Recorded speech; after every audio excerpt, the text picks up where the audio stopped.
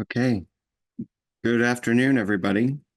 We're gonna give people a few minutes Okay. to Okay. join us, but yeah, we're here. We're here, everybody. So thank you for joining us this morning. We're getting ready, and I think it's about time. So we're very excited to have Kip Emsley again with us, Assistant Director of Collegiate Recovery and Intervention Services here at UAB.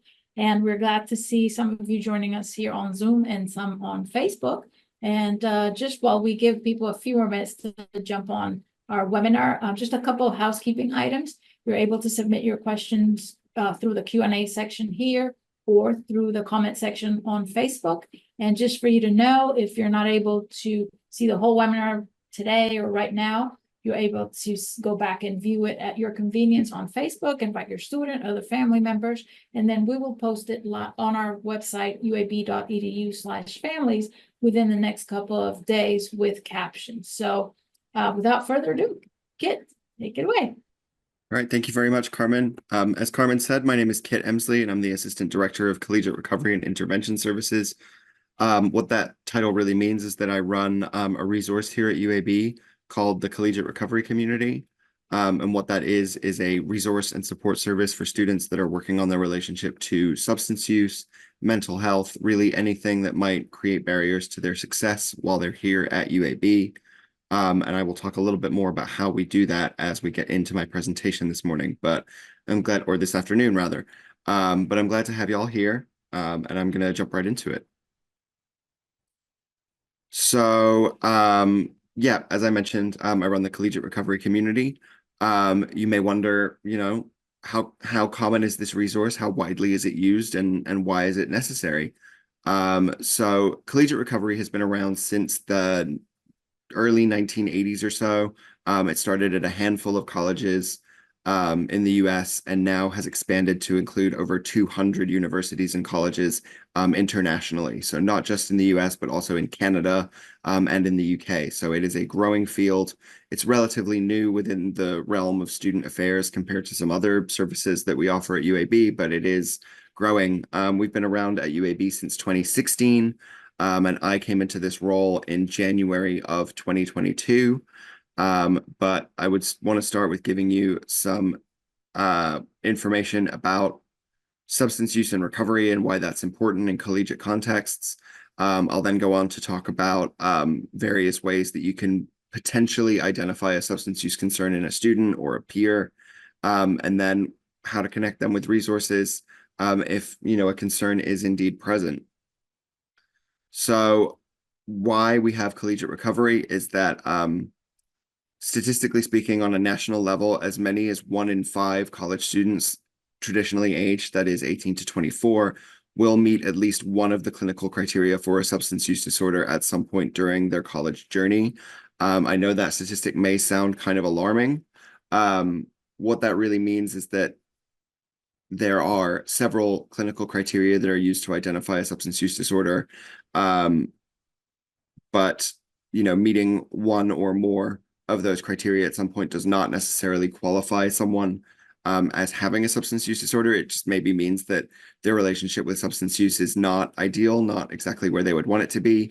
And so the reason that collegiate recovery communities like mine exist is to help students to identify those concerns and get their relationship with substance use to a healthier place. That may look a little different depending on the student and their individual goals and pathways that they enter in their recovery. So one of the things that we do as part of the collegiate recovery community is to individualize our approach to every student that we work with.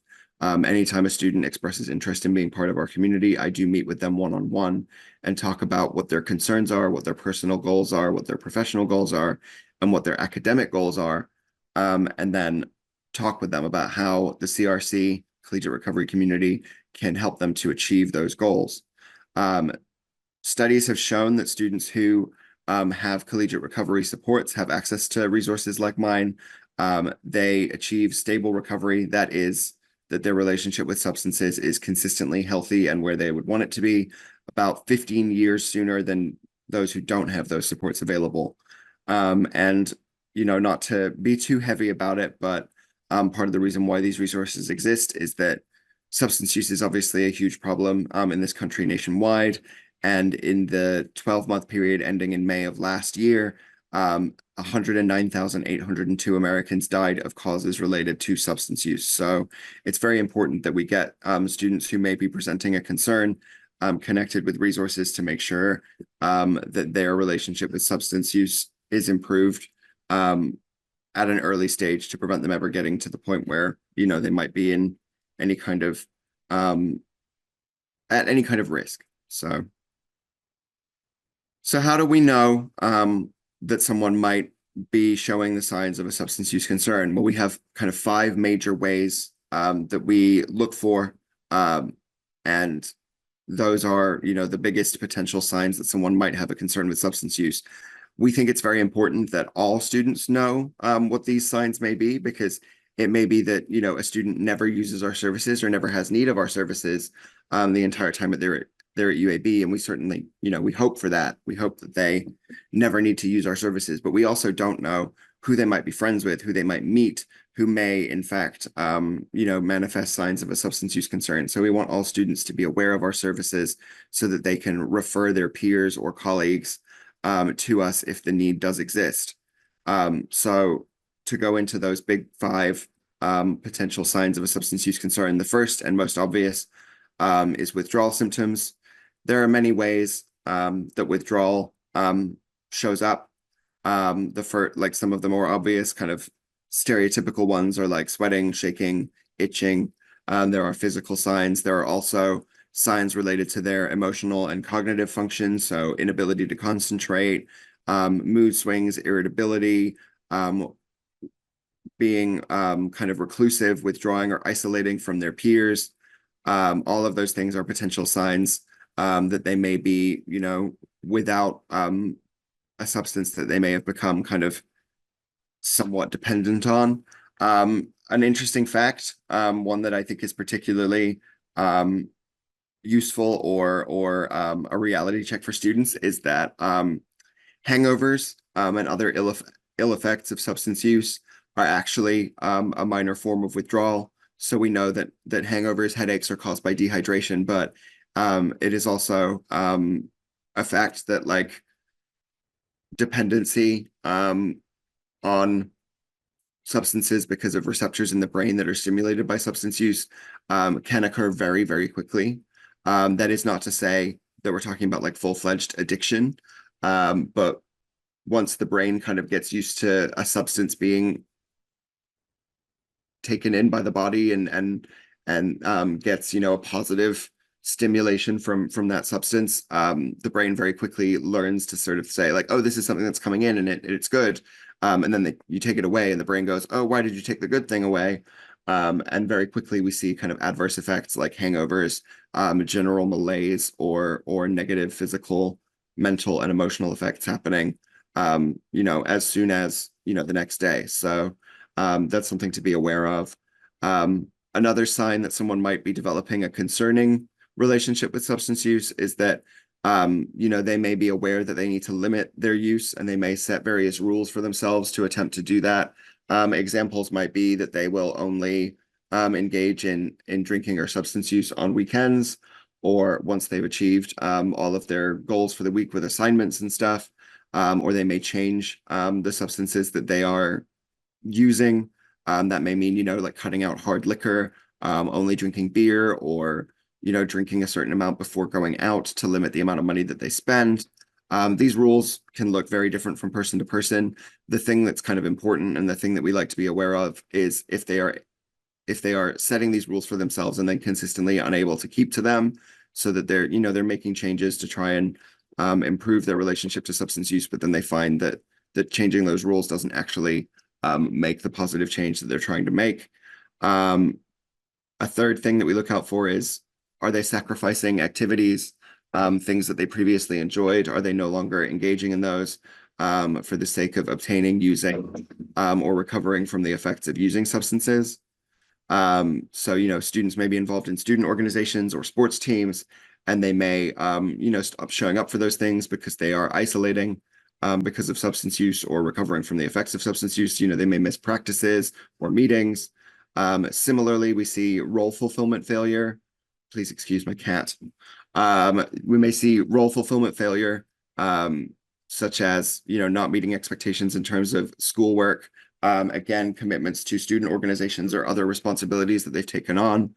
If they're consistently not meeting those expectations, it may be a sign, especially when taken in conjunction with some of these other things, that there's a substance use concern happening. And the last of these big five, and this is the one that is often the most kind of telling to the student themselves or to the person themselves, is experiencing a craving or a compulsion to use even after they may not want to continue using. To be a little personal with it. I myself am a person in long-term recovery from a substance use disorder. And that was really the moment where I kind of realized that my relationship with substance use had become unmanageable, was when I decided that I no longer wanted to use substances or wanted to change the way that I was using substances. And I found myself unable to change that, or I found myself experiencing cravings.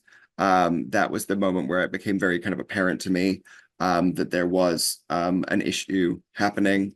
Um, it's important to note that as external observers, we might observe some of these signs in a student before they recognize them in themselves. So it's always best to approach a student with understanding, patience, and compassion, because they may not recognize that there's a concern going on, even if we are seeing all five of these things kind of come into play. So it's important to remember that they may not have as clear a view of the situation as an external observer might, and to therefore be kind of sensitive when we raise the issue with them, and not assume that their disbelief or their denial is willful. It may be that they genuinely have not realized the extent to which their relationship with substance use has become a cause for concern. So how do we initiate conversations with students or loved ones about these kinds of issues? As I kind of said, the most important thing is that we look at it from their perspective, not just our own. So asking them questions about their perception of the situation, and kind of trying to get a sense of how they view it. They may become defensive and say that there isn't a problem and they don't perceive a problem, and that this is all on the part of the observer or the concerned party. Um, it may seem very obvious or simple to us that there is a concern going on, and they may, view the situation as much more complicated. I know that when I've talked to students in the past, they will bring up any number of kind of mitigating factors to say, like, oh, it's not my fault because, this, that, and the other. I'm under a lot of pressure. I'm very stressed. This is a stress relief mechanism for me. And it may be then very difficult for them to see that, in fact, their relationship to substance use might actually be increasing their stress or making their difficulties worse. And so bear in mind that for them, a situation that appears very simple to us may be very complicated and may involve any number of factors that we are not even seeing. Um, it is entirely likely that neither party having a conversation about substance use is going to be thrilled to be having that conversation. It is not the most fun conversation in the world to have. So it's okay to acknowledge that. It's okay to acknowledge, like, hey, this is a difficult conversation. Neither of us are particularly excited to be having it. But, if someone does disclose that they're concerned about their substance use, the first thing that I say to them is thank you. Because that is a very brave step to take, to disclose to another person that they're concerned. Or if I'm raising a concern with them, and they're being honest with me about their relationship to substance use, I thank them for that as well, because it does take a lot of courage. There is still, unfortunately, a lot of stigma attached to this topic, and a lot of people may be not super willing to engage in these conversations. So I try very hard to make space for talking about how difficult and how brave that is, so that the students feel affirmed and heard and acknowledged. And also recognize that being vulnerable and talking about a subject like this is likely to make someone very uncomfortable. It's an awkward conversation to have. And so if we view that discomfort that this conversation is likely to cause to all involved parties as an opportunity to grow and learn more about each other, that is a very positive position to kind of take into this conversation. And I think, above all, if I'm going to emphasize one thing in this presentation more than anything else, the most important thing is to avoid making someone feel abnormal when initiating this conversation. Avoid making them feel like they are different from their peers or that they are an exception to some kind of social norm. And so it's important to recognize that as shown in the statistics that I gave you earlier, as many as 1 in 5 college students may be having this conversation at some point. So it is not as uncommon as we might think. And it's important to recognize that having these conversations is not a sign that a student is wrong or has done anything bad. That these things happen more often than they might realize, and that it is not in any way unusual or abnormal, and it is for many people just a part of becoming an adult. So yeah, I think above all, it's important to emphasize that this is not weird or strange or abnormal for them. Um, in terms of the information that I'm giving you today, we do have resources that are available specifically for parents and families. We have a guide that we used to offer print copies of called the Blazerwell Guide. Um, we are currently working on digitizing that, and it will soon, very soon, be available on the Student and Parent and Family Services website and in other places. So that will be available as, I presume, a PDF, but in a digital format that you can browse for free at your leisure. And it has more extensive information about the collegiate recovery community and how to have supportive conversations with students, not only about substance use, but also about preventing interpersonal violence and other situations that may create issues for them while they are at college at UAB. I want to talk a little bit about language that we use to talk about substance use and how some language is more helpful than others. I know that you probably heard me use the term addiction earlier, but that it's a descending term, which means it's one that's trending out in terms of the ways that we talk about substance use. So please be aware that these terms that are on the screen right now, like addict or alcoholic, substance abuse, clean or dirty in regards to a person or a drug test result, or some more colloquial terms like crackhead, meth head, junkie, those much more kind of casual and stigmatizing terms are best to be avoided when having conversations about substance use, just because, as I mentioned, there's already a ton of stigma around substance use and any mental health concern. And using language like this may further stigmatize a person that we're talking to or make them feel othered or abnormal, or, somehow morally judged. And one of the most important things that we do here at the Collegiate Recovery Community is engage students in open and honest conversations about substance use without making them feel judged or without making them feel stigmatized. So when talking about them, please use language like, person in recovery, or a person with a substance use concern. Addict and alcoholic obviously are very loaded terms. Substance abuse we don't like because the word abuse is in there, which carries, a permanent negative connotation of someone who is abusive, whether they are abusing a substance or another person. It's not a good word. It doesn't fill one with positive connotations. So we try to avoid it.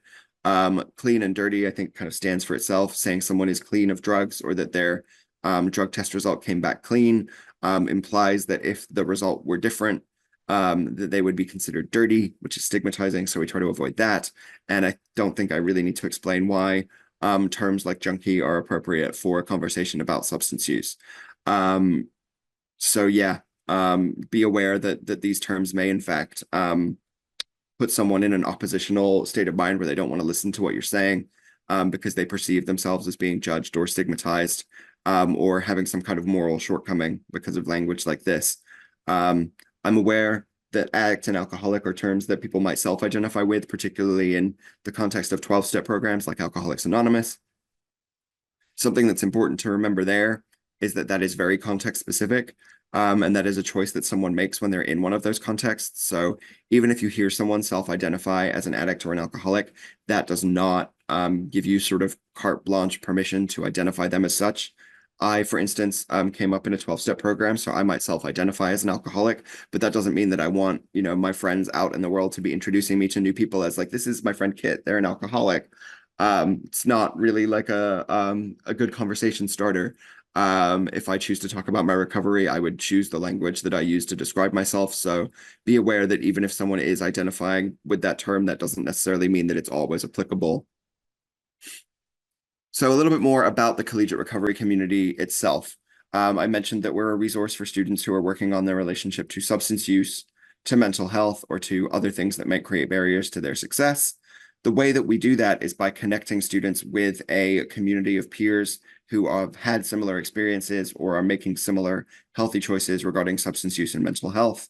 So we provide a safe, welcoming environment for students who are seeking to make those changes, to make those healthier choices. And we connect them to that community of peers to make sure that they're having the full social experience of being college students and enjoying their time at UAB while also maintaining the freedom to make their own individualized choices about how they engage with substance use, and that we can kind of encourage them to keep those choices healthy. We maintain a substance-free physical space on campus, and our student members get 24/7 access to that space with their student ID cards. So once they've kind of come to a few of our meetings or our events, they would be given the opportunity to sign a membership agreement, which would get them 24/7 access.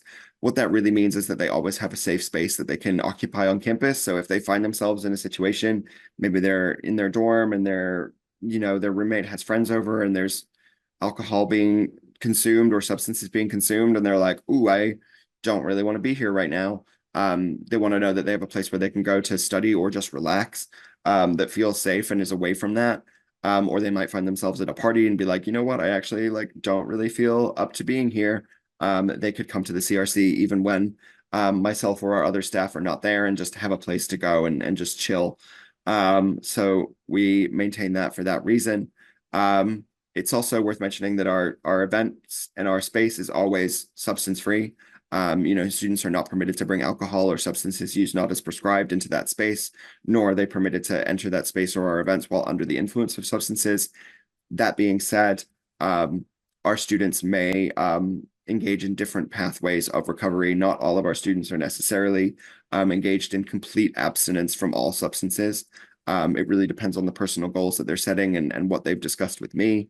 And what their ultimate aims are for their relationship with substances. We may have students who are coming in who just want to learn how to moderate, or they want to give up a particular substance.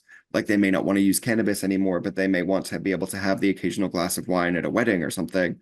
We're not going to turn that student away and say, no, your approach is wrong. You have to be 100% abstinent, unless there is a clear and pressing concern where abstinence is potentially the healthiest choice for them. But we'll have open discussions with students, and it is always their decision what pathway they choose to pursue, because we know that trying to force people to do something they don't want to do does not yield good results.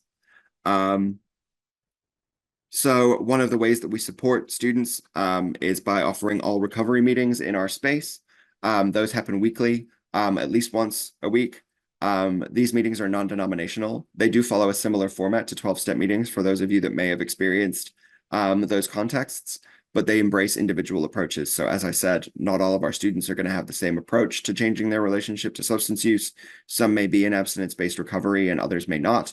Our meeting format allows for students in all pathways of recovery to discuss their experiences, how they're doing, with a community of supportive peers who can offer them support and an affirming audience, just to enable them to kind of, get through their week and feel supported and feel that affirmation. So we currently always have meetings at 4 p.m. on Wednesdays. We do have a second meeting that is a little bit more flexible. Depending on our student schedules, we may have people that are in class at 4 o'clock on Wednesdays and aren't able to make that meeting. So we have a second meeting that we kind of offer. It's a little bit more changeable depending on our current cohort of student schedules. Currently, we're offering that second meeting on Thursdays later on in the evening for those students who work full time, to be able to have an option in the evening to come and attend.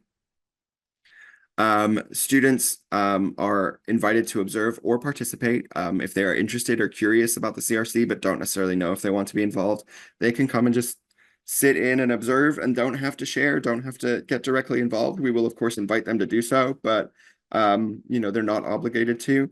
They are, however, expected to maintain the privacy of the peers that they see there. So we ask them not to share anything that they see or hear in our meetings outside of that context, just for the sake of respecting their peers.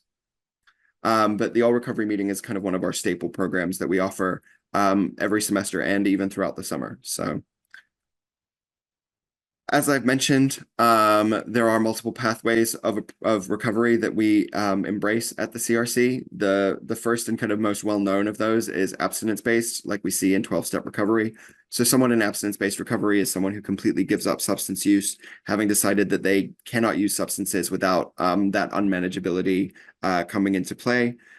So other contexts that embrace abstinence-based recovery might include residential treatment, 12-step recovery, or recovery dharma, which is a recovery pathway based in Buddhist principles.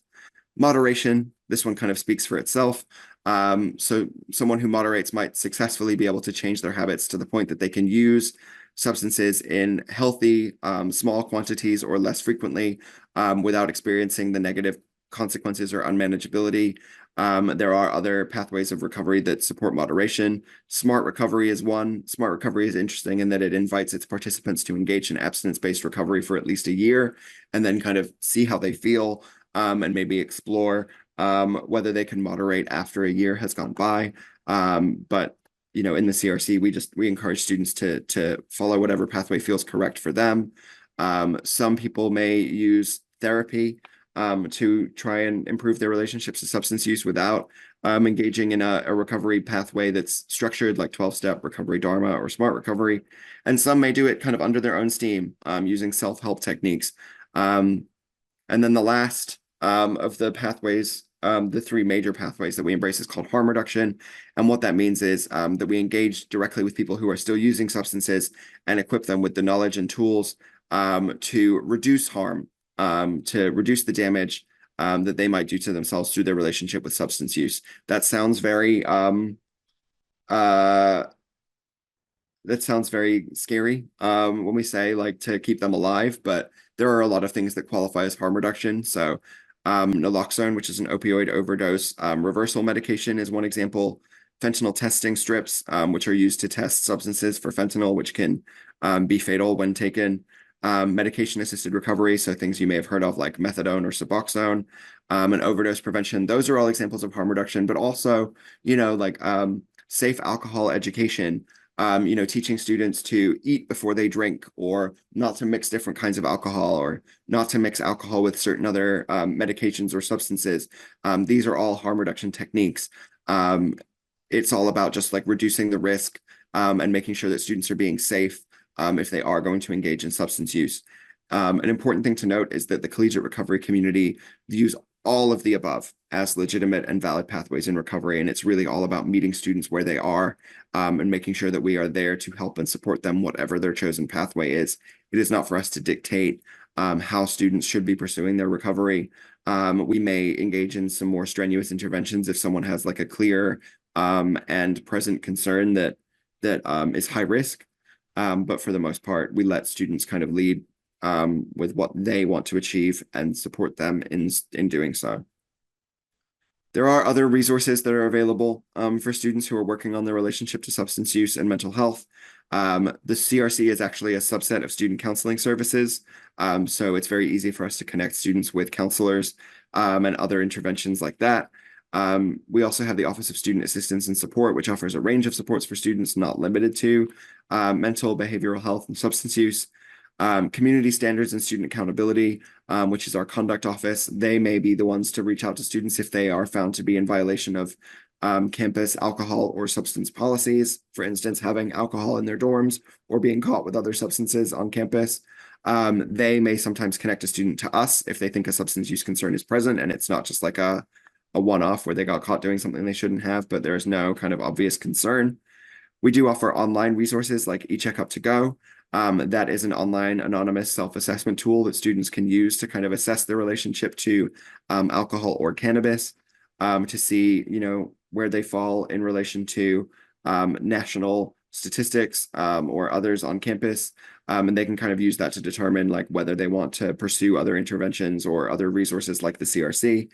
There are also off-campus resources available to them if they don't feel comfortable seeking resources on campus, including the Recovery Resource Center, Jefferson County Department of Health, the Addiction Prevention Coalition, and ROS, which stands for Recovery Organization of Support Specialists.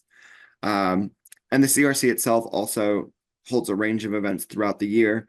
including our recovery speaker series, where people in recovery come to campus and tell their story to interested students so that they can learn more about recovery and how it can transform others' lives. We do weekly outreach tables at various central locations on campus to give students the opportunity to come and ask us questions, and we talk to them, engage them in activities, offer them giveaways, that kind of thing, just to make sure that as many students as possible know about our resources. Because as I mentioned, not every student that we engage with is going to use our services directly, but they may end up connecting a friend or a peer to us. And so we like to make sure that they're all armed with that knowledge. We also hold resource fairs aimed at, overdose prevention, recovery promotion, health promotion, and suicide prevention. So the CRC is involved in a lot of events, including more fun ones. With the Office of Wellness Promotion, we and student media, we co-host a silent disco every year around Halloween. So that's going to be coming up in the fall semester, as well as a range of other social events. We actually have a summer movie night coming up this week, I believe. So we offer a range of fun opportunities for students to engage in fellowship with their peers and just have a good time without there being substances involved. Excuse me. Lastly, I will give you our contact information. Please feel free to make a note of this. That's my office number at the top. So if you have questions about the CRC, please feel free to give me a call at that number. If I am not in the office, you can leave a voicemail with me and I will get back to you as soon as I can. Our physical address is 1102 12th Street South. For those of you that are familiar with Birmingham and the UAB campus, we are right across the street from UAB Highlands Hospital. We're right across from their emergency room entrance. There is a Subway on the corner and a pita stop, which is like a Mediterranean restaurant, kind of on the other side. And the CRC is located directly in between those two. I like to say it's sandwiched between the two restaurants, which is my one and only joke that I have in this presentation. But also it means that, we always have food options available for students that are using our space because there's restaurants on either side of us, which I think is nice. Our website is uab.edu/recovery. You can go there to learn more about us and what we do. And also you can reach us via Instagram at UABCRC. I also monitor our Instagram private messages. So if yourself or a student wants to reach out to us, but email or phone is not their preferred means of contact, they can reach us via Instagram and I will see it. So that's something that's worth keeping in mind. I think that is all I have for you today. I'm going to leave that contact slide out just to let people take a note of it. But if you have questions, feel free to use the Q&A function, or if you've submitted questions via Facebook, I'm sure that Carmen will relay those to me. Yes. But yeah, thank you so much for your time this afternoon. No, thank you, Kit. Thank you for the information. And families, this is a great resource that UAB has on campus. And it is, as Kit mentioned, a safe space. Students have the opportunity not just to find support and resources, but a space where they can come and study or just hang out when they need a space of their own. So please reach out to the CRC. Kit's email is on the website. And also, if I may, I'd just like to remind you all that on our website, uab.edu/families, we have access to the our Blazer Well publication. So if you go onto our website, uab.edu/families, there's a tab that says Blazer Well, and you can access the publication there. As we mentioned, we're in the process of digitizing it, so it'll have a new look and you'll be able to navigate all the tabs that will take you to what location you're trying to access. But again, if you have any questions, this is a great time to submit them. I know this is a topic that is of interest, but sometimes it's also one of those topics which is very private. So if you would rather submit your questions to Kit directly, or you can also email us at families@uab.edu, and we will be glad to relay those questions over to CRC and to Kit. Also, as a side note, while we wait for some questions, we have 2 webinars coming up tomorrow that we hope you can join us for.